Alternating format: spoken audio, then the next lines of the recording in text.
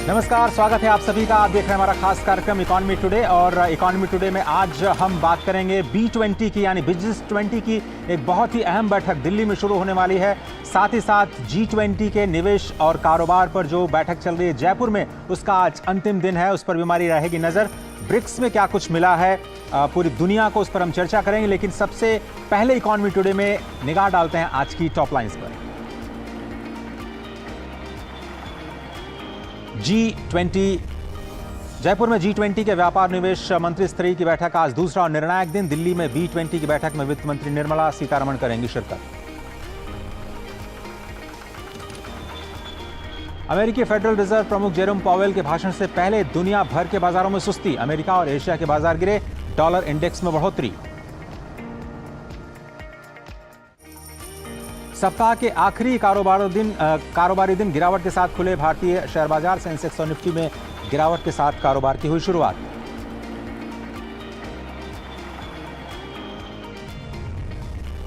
और चीन में जापान से सी फूड की सप्लाई पर पाबंदी। फुकुशिमा न्यूक्लियर प्लांट के पानी को पैसिफिक ओशन में डालने की खबर से चीन में अब नमक पर मची अफरा तफरी।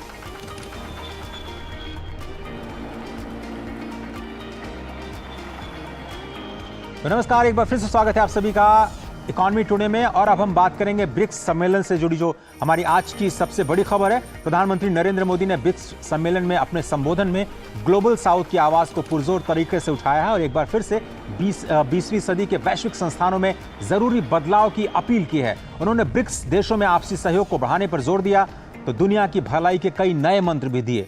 6 नए देशों की ब्रिक्स में सदस्यता को मंजूरी मिली है और अफ्रीकी देशों समेत ब्रिक्स प्लस डायलॉग में भी आपसी सहयोग बनाने पर सहमति बनी है। ब्रिक्स संगठन के विस्तार को मंजूरी के साथ ही जनवरी 2024 से अब सदस्य देशों की संख्या बढ़कर 11 हो जाएगी। इस 15वें ब्रिक्स शिखर सम्मेलन की सबसे बड़ी उपलब्धि रही इस समूह का विस्तार, जिसमें पश्चिम एशिया, लैटिन अमेरिका और अफ्रीका की भागीदारी इन सदस्यों को जोड़कर बढ़ी। अब भारत जोहानिसबर्ग की उपलब्धियों को दिल्ली लेकर जाना चाहेगा, जहां G20 के शिखर सम्मेलन पर भारत ग्लोबल साउथ की साझेदारी को और मजबूत करेगा। 6 देशों मिस्र, इथोपिया, सऊदी अरब, अर्जेंटीना, यूएई और ईरान को स्थायी सदस्य बनाने की घोषणा की गई।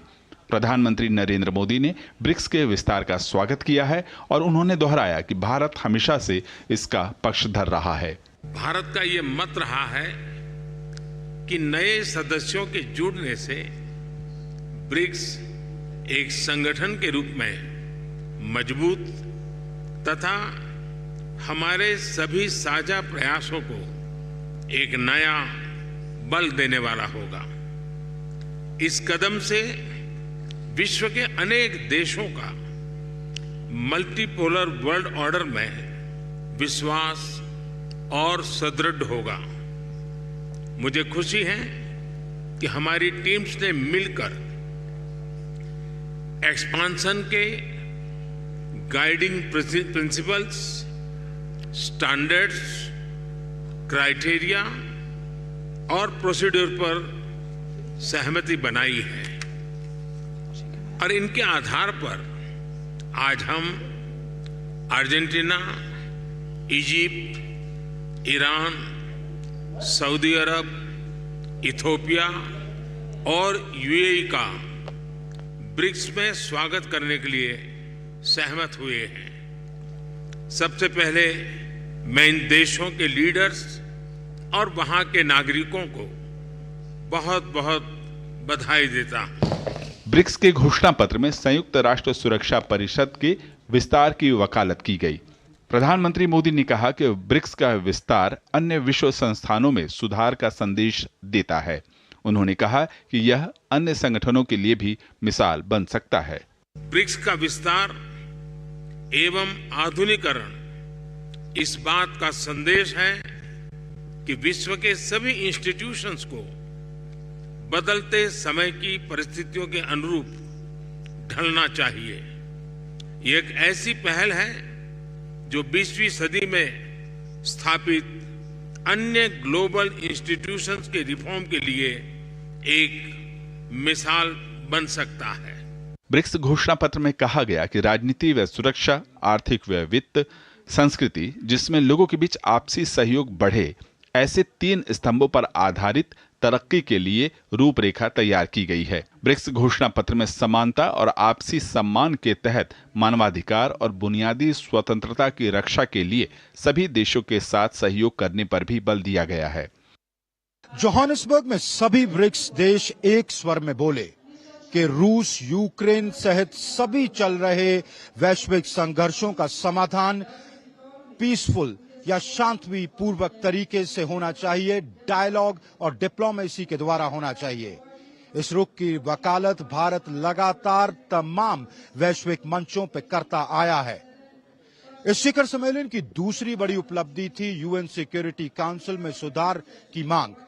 सिक्योरिटी काउंसिल को आज के वक्त के हिसाब से ज्यादा रेलेवेंट और ज्यादा रिप्रेजेंटेटिव बनाना।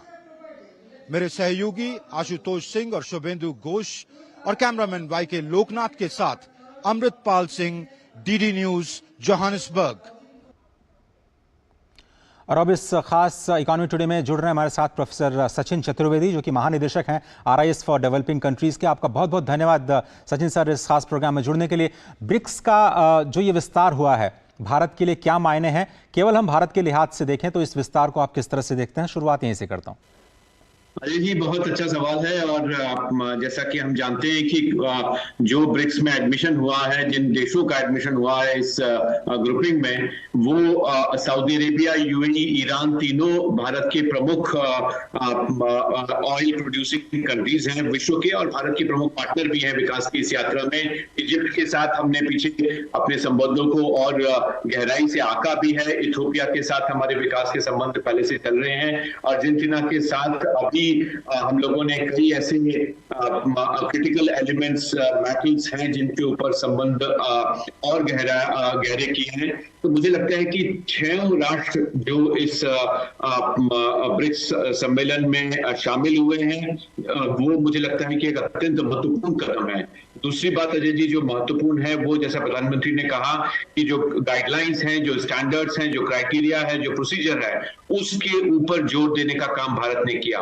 आपको याद होगा कि पिछले सम्मेलन में बीजिंग में चाइना ने स्वयं ही कुछ देशों को बुला लिया था। भारत ने इस पर एक व्यवस्था निर्मित करने का सुझाव दिया था, जो बाद में आधिकारिक स्तर पे माना गया, और उसके चलते गाइडलाइन तय हुए, स्टैंडर्ड तय हुए, क्राइटेरिया तय हुए और प्रोसीजर तय हुए। ये चारों तय होने के बाद में अब इन 6 देशों को हम लोगों ने साथ में लिया है, ये देश के लिए, और मुझे लगता है कि जो ग्लोबल साउथ है उसके लिए एक बहुत ही महत्वपूर्ण कदम है। सचिन से, जिस तरह से विस्तार को भारत ने खुले दिल से स्वीकार किया और उसका समर्थन किया, प्रधानमंत्री ने एक संदेश पूरी दुनिया को यह भी दिया कि दूसरे वैश्विक संस्थानों में भी अब सुधार की जरूरत है। 21वीं सदी के अनुरूप उन्हें अपने आप को बदलना होगा। G20 के मंच पर भी लगातार आप भी कई सारे फोरम्स में इस बात को चर्चा में शामिल करते रहे हैं और भारत भी वकालत करता रहा है। क्या वाकई ब्रिक्स में विस्तार को एक तरह से जो वैश्विक संस्थान है उसमें सुधार की शुरुआत माना जाए? बिल्कुल माना जाएगा अजय जी, ये अत्यंत महत्वपूर्ण कदम है। जैसा हम पहले चर्चा कर रहे थे, इससे प्रधानमंत्री ने 2 संदेश दिए हैं। पहला जो वैश्विक स्तर पे है, जिसमें कहा गया कि ग्लोबल संस्थाएं भी इससे कुछ लेसन ले, वो भी कुछ आगे बढ़े, और जो मल्टीपोलर वर्ल्ड, जो बहुआयामी हम प्रतिभागिता सारे देशों की देख रहे हैं, वो महत्वपूर्ण है। लेकिन दूसरा संदेश उन्होंने ब्रिक्स के ग्रुपिंग्स को भी दिया है, और मैं समझता हूं खास करके चीन को ये संदेश दिया गया है कि वो उन तमाम नियमों को बांधे इसके अंतर्गत ब्रिक्स का एक्सपेंशन होना है। तो ब्रिक्स का एक्सपेंशन महत्वपूर्ण है। ग्लोबल साउथ की बात प्रधानमंत्री शुरू से करते रहे हैं, और 12 और 13 जनवरी को G20 के पहले प्रधानमंत्री ने स्वयं ग्लोबल साउथ के 125 राष्ट्रों का सम्मेलन संबोधित किया था, जिसमें उन्होंने ग्लोबल साउथ सेंटर बनाने की बात करी है। तो मुझे लगता है ग्लोबल साउथ के साथ प्रधानमंत्री का का जो संबंध है, आपको याद होगा पिछले प्रधानमंत्री के कार्यकाल में ये लगातार प्रयास हुआ 14 से 19 के बीच में कि कैबिनेट स्तर का कोई मंत्री या प्रधानमंत्री स्वयं अफ्रीका के जितने देशों में जा सकते हैं जाएं और उन 5 सालों में पूरे 54 अफ्रीकन देशों के साथ हमारे संबंध बने। अफ्रीका का शीर्ष सम्मेलन 15 में हमने होस्ट किया।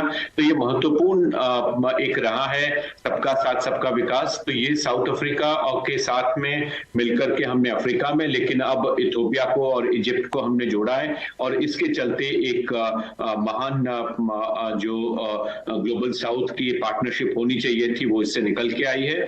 मैं समझता हूं कि जो अंतर्राष्ट्रीय संगठन है, संयुक्त राष्ट्र संघ है, विश्व बैंक है, उन लोगों तक भी ये संदेश अब साफ जाएगा। संजय सर, एक थोड़ा सा मुश्किल सवाल, ग्लोबल साउथ की आपने बात की, ग्लोबल साउथ के लिए G20 एक प्रभावी मंच हो सकता है? भारत में कर रहे हैं वही चिंता अब अंतर्राष्ट्रीय स्तर पर उनको करनी पड़ रही है, जिसमें हम एंटी वेस्ट खड़े न हो जाएं, हम सबको साथ में लें। और जो ब्रिक्स में भी कोशिश हो रही है, अजय जी 3 बातें प्रमुख हैं यहाँ पर। एक तो जो अल्टरनेटिव फाइनेंशियल अरेंजमेंट है, दूसरा लोकल करेंसी है और तीसरा अल्टरनेटिव पेमेंट सिस्टम्स हैं। इन तीनों को लेकर के जो हम बार बार बात कर रहे हैं, या नॉर्थ साउथ कॉरिडोर जिसकी रशिया बात कर रहा है, ये सारे मुद्दे ऐसे हैं जो विघटन को बढ़ावा देंगे। हमें सबको साथ में लेकर के चलने का प्रयास जो प्रधानमंत्री बार बार कह रहे हैं वो ब्रिक्स के लिए भी और अंतर्राष्ट्रीय संस्थाओं के लिए भी अत्यंत महत्वपूर्ण है। आपने बिल्कुल सही कहा कि संतुलन को विरोध के रूप में नहीं देखा जाना चाहिए और भारत यही लगातार कह रहा है कि हम संतुलन में विश्वास रखते हैं, हमें किसी का विरोध नहीं झेलना है और सभी को साथ लेकर के चलना है। बहुत ही अच्छे तरीके से आपने रखा। लेकिन अब थोड़ा सा बात कर लेते हैं न्यू डेवलपमेंट बैंक की। ये कहा जा रहा है कि जब विस्तार होगा तो इसकी फंडिंग पैटर्न पे या फिर जो नई शर्तें हैं उस पर क्या असर पड़ेगा, और क्या एक अल्टरनेटिव फाइनेंस मैकेनिज्म के तौर पर आप न्यू डेवलपमेंट बैंक को विकसित होते यहाँ से आगे जाते हुए देख रहे हैं सर? जैसा अजय जी हम लोगों ने कहा था कि जो हमारे गाइडलाइन प्रिंसिपल्स होने चाहिए नए देशों के एडमिशन करने के लिए, जो उसके स्टैंडर्ड होने चाहिए, जो उसके क्राइटेरिया होने चाहिए, तो उन क्राइटेरिया, स्टैंडर्ड और गाइडलाइन में एक मुद्दा ये भी महत्वपूर्ण था कि वो लोग ब्रिक्स बैंक के सदस्य हों, जिससे हम नए सिरे से इस कवायद को न करें कि फिर शेयर्स का डिस्ट्रीब्यूशन प्रभावित हो।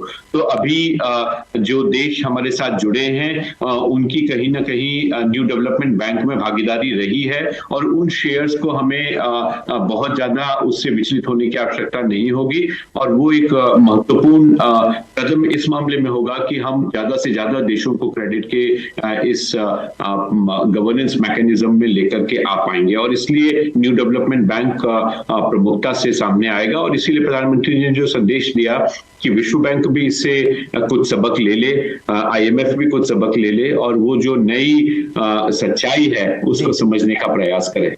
सर, विश्व बैंक और IMF का आपने नाम लिया और जो expert group, independent expert group Bharat ने बनाया है, उसकी पहली वॉल्यूम की रिपोर्ट तो आ चुकी है जिस पर हम लोगों ने निगाह डाली। लेकिन WTO रिफॉर्म पर आज शायद चर्चा होनी है, आज कुछ निर्णायक निकल करके आ सकता है। जो जयपुर में बैठक चल रही है, क्या जो WTO के डिस्प्यूट रेजोल्यूशन के प्रोग्राम है, क्या उसमें हम सहमति बनता हुआ देख सकते हैं सर G20 के मोर्चे पर?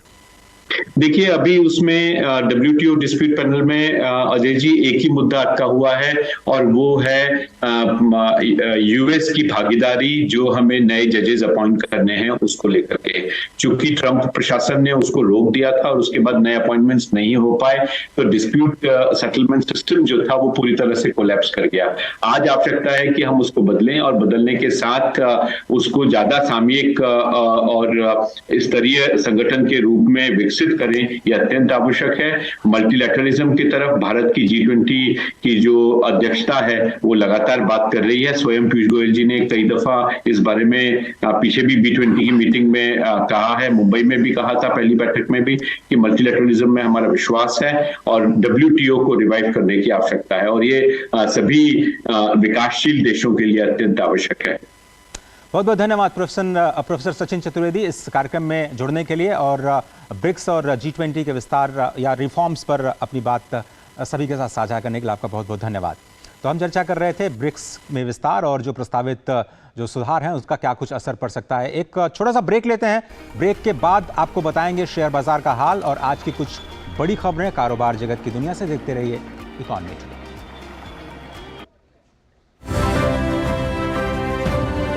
लोग जो अपने छोटे छोटे प्रयासों से ला रहे हैं बड़े बड़े बदलाव, वे लोग जो यूं तो है आम लेकिन अपने विशेष कार्यों से बन गए हैं बेहद खास, साधारण लोग जो रखते हैं असाधारण जज्बा कुछ कर दिखाने का, वे लोग जिन्हें देश कर रहा है सलाम और ये है हमारे पद्म। दर्शकों के असीम स्नेह के बाद हम हाजिर हैं लेकर हमारे पद्म का सीजन 2 रविवार रात 9:30 बजे सिर्फ डीडी न्यूज पर।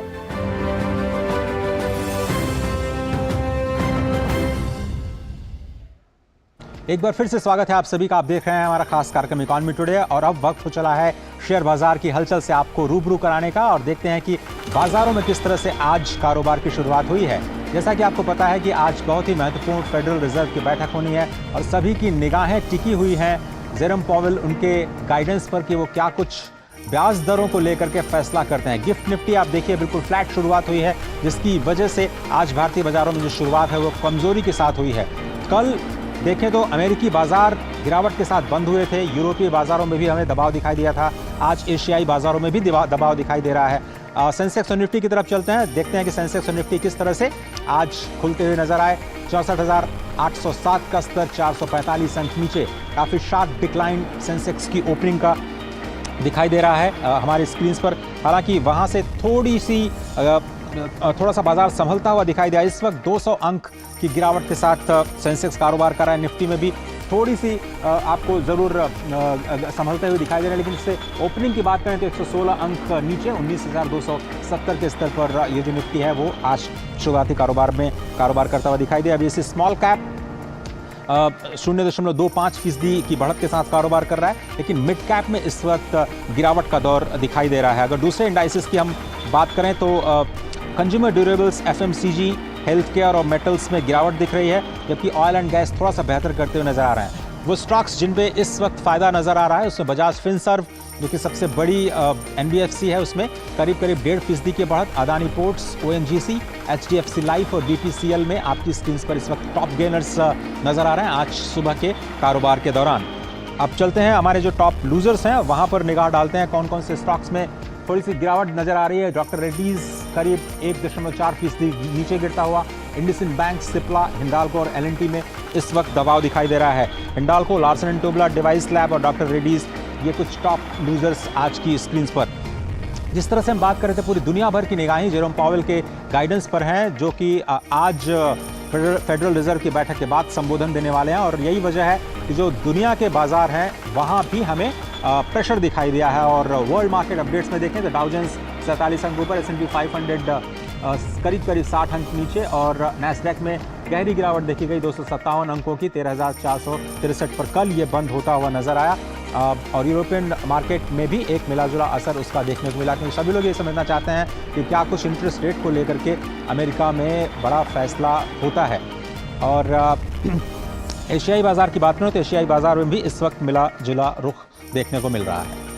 एशियन मार्केट आपकी स्क्रीन पर कॉस्पी, निकी और हैंगसेंग इन तीनों ही इंडाइसेस में गिरावट के साथ शुरुआत हुई है और भारतीय शेयर बाजार में भी आप देख रहे हैं कि गिरावट के साथ शुरुआत होती हुई नजर आ रही है।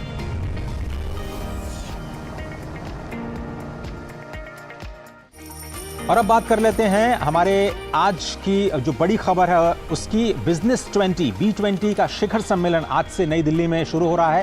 3 दिनों का ये सम्मेलन होना है, जिसमें केंद्रीय मंत्री निर्मला सीतारमण, धर्मेंद्र प्रधान, डॉक्टर एस जयशंकर, भारत के G20 शेरपा अमिताभ कांत, विभिन्न देशों के व्यापार मंत्री और कारोबार जगत के शीर्ष नेता वैश्विक स्तर पर व्यवसायों से संबंधित मुद्दों पर विचार विमर्श करेंगे। बहुत इंपॉर्टेंट है ये शिखर सम्मेलन, जिस पर हमारी निगाह रहेगी। और प्रधानमंत्री नरेंद्र मोदी 27 अगस्त को इसके विशेष सत्र में मुख्य अतिथि हैं। शिखर सम्मेलन के पहले दिन 7 सत्र आयोजित किए जाएंगे, जिसमें बिजनेस 20, भारत की प्राथमिकताओं और दुनिया के लिए भारत के सुझाव, वैश्विक प्राथमिकताएं, व्यापार और समाज के लिए आर्टिफिशियल इंटेलिजेंस, अवसर और विनियम, समायोजी वैश्विक व्यापार के लिए समावेशी वैश्विक मूल्य श्रृंखला और व्यापार मंत्रियों के सत्र शामिल हैं। टाटा सन्स के कार्यकारी अध्यक्ष और B20 इंडिया के अध्यक्ष N चंद्रशेखरन कई वैश्विक और शीर्ष भारतीय कारोबारी सम्मेलन में हिस्सा लेंगे। बिजनेस 20 शिखर सम्मेलन उत्तरदायी, त्वरित, अभिनव और टिकाऊ न्याय संगत व्यवसाय के विषय पर आधारित है और आज दोपहर 3 बजे वित्त मंत्री निर्मला सीतारमण इसमें शिरकत करेंगी और उनका विषय होगा कैसे ग्लोबल इकोनॉमी को संतुलित किया जाए और मंदी का जो प्रभाव है उस पर जो G20 के देश हैं वो क्या कुछ कर सकते हैं। तो आज की जो ये बैठक है जो आज शुरू होने जा रही है अगले 3 दिनों तक, बहुत ही महत्वपूर्ण बैठक और बिजनेस के लिहाज से, आर्थिक मुद्दों के लिहाज से ये सबसे बड़ा शिखर सम्मेलन नई दिल्ली में आज से शुरू हो रहा है।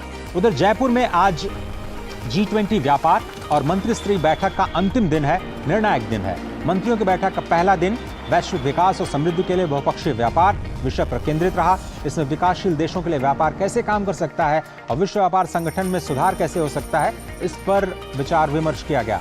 बैठक का दूसरा सत्र आज समावेशी और मजबूत व्यापार और जुझारू वैश्विक मूल्य श्रृंखलाओं के मुद्दों और विश्व व्यापार में MSME सेक्टर को कैसे इंटीग्रेट किया जाए उस पर केंद्रित किया गया। वाणिज्य और उद्योग मंत्री पीयूष गोयल ने G20 मंत्रियों के बीच व्यापार से संबंधित सभी मुद्दों पर व्यापक सहमति बनने का भरोसा दिया है। आज 3 से 4 बजे दोपहर के बीच में यहां से भी कुछ फाइनल आउटकम हमें देखने को मिल सकते हैं।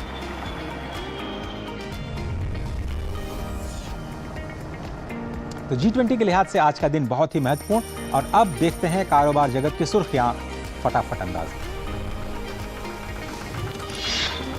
वित्त सचिव टीवी सोमनाथन के अनुसार चीन, अमेरिका, जर्मनी और जापान सहित दुनिया की अग्रणी अर्थव्यवस्थाओं में भारत की अर्थव्यवस्था सबसे तेज गति से बढ़ने की उम्मीद है।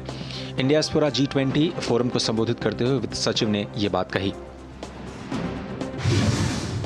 G20 देशों के व्यापार और निवेश मंत्रियों को वर्चुअली संबोधित करते हुए पीएम मोदी ने कहा, वैश्विक व्यापार में MSME की हिस्सेदारी बढ़ाना भारत का लक्ष्य। बता दें, वैश्विक GDP में MSME 50% तो वैश्विक रोजगार में 60 से 70% का योगदान देता है। भारतीय रिजर्व बैंक ने इंटरनेट से वंचित या कमजोर सिग्नल वाले इलाकों में UPI लाइट वॉलेट के जरिए ऑफलाइन भुगतान की अधिकतम राशि 200 रुपए से बढ़ाकर अब 500 रुपए कर दी है।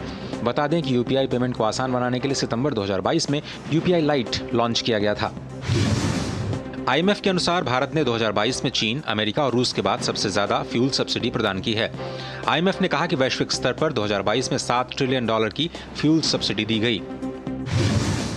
जून 2023 में भारत का खनिज उत्पादन पिछले साल के जून का मुकाबले 7.6% बढ़ा। जिन खनिजों के उत्पादन स्तर में वृद्धि देखी गई उसमें कोयला, लिग्नाइट, प्राकृतिक गैस, क्रोमाइट, सोना और लौह अयस्क शामिल हैं। जून में देश में दूरसंचार ग्राहकों की संख्या में 0.11% का इजाफा हुआ। भारतीय दूरसंचार नियामक प्राधिकरण के मुताबिक टेलीफोन ग्राहकों की संख्या जून 2023 तक 117 करोड़ पर पहुंची। PLI योजना के तहत advance chemistry cell battery storage का वाणिज्यिक उत्पादन इस वित्तीय वर्ष के अंत तक शुरू होने की उम्मीद है। अंतर्राष्ट्रीय बाजार में कच्चे तेल की कीमतों में गिरावट का सिलसिला थम गया है। आज ब्रेंट क्रूड ऑयल 0.38% की बढ़त के साथ $83 प्रति बैरल के ऊपर कारोबार करता नजर आया। केयर एज की एक रिपोर्ट के मुताबिक वित्त वर्ष 2023-24 की पहली तिमाही में बैंकों द्वारा लोन देने की रफ्तार में 16% से ज्यादा का इजाफा हुआ। केयर एज के मुताबिक लोन देने की रफ्तार में यह इजाफा सरकार द्वारा बढ़ाए गए पूंजीगत व्यय PLI योजना के विस्तार की वजह से हुआ। तो आप देख रहे थे कारोबार जगत की बड़ी सुर्खियां। जैसा कि हम आपको बता रहे थे कि B20 की शुरुआत नई दिल्ली में हो चुकी है। N चंद्रशेखरन जो कि B20 के अध्यक्ष हैं, चेयरमैन हैं, उन्होंने स्पष्ट तौर पर यह कहा है कि जब पूरी दुनिया में मंदी छाई हुई है, भारत अभी भी 5वीं सबसे बड़ी अर्थव्यवस्था बना हुआ है और सबसे तेज रफ्तार अर्थव्यवस्था। तो एक ऐसे मोड़ पर हम खड़े हैं जहां पर हम पूरी दुनिया को एक निर्णायक सोच के साथ G20 के मंच को इस्तेमाल करते हुए आगे हम दे सकते हैं। और आपको पता है कि अगली जो प्रेसिडेंसी है वो होनी है ब्राज़ील की, और विकासशील देशों की ये पूरी श्रृंखला, इंडोनेशिया, भारत और उसके बाद ब्राज़ील, ये तीनों ही एक के बाद एक जो विकासशील देश G20 का मोर्चा अगुवाई करते हुए नजर आएंगे। स्पष्ट तौर पर जो ग्लोबल साउथ और विकासशील देशों की आवाज़ है वो G20 के माध्यम से पूरी दुनिया तक पहुंचाने का काम जो भारत ने किया है उसको और भी समर्थन मिलता हुआ दिखाई दे रहा। हमारी निगाह रहेगी जयपुर पर, जहां पर बहुत ही इंपॉर्टेंट मिनिस्ट्रियल मीटिंग चल रही है इस वक्त और उसके कुछ बड़े आउटकम हमें देखने को मिल सकते हैं। फिलहाल आज के इकोनॉमी टुडे में सिर्फ इतना ही, लेकिन देश और दुनिया की तमाम आर्थिक खबरों को आपके लिए आसान बनाने की कोशिश हम लगातार करते रहेंगे। पूरी टीम को दीजिए इजाजत। नमस्कार।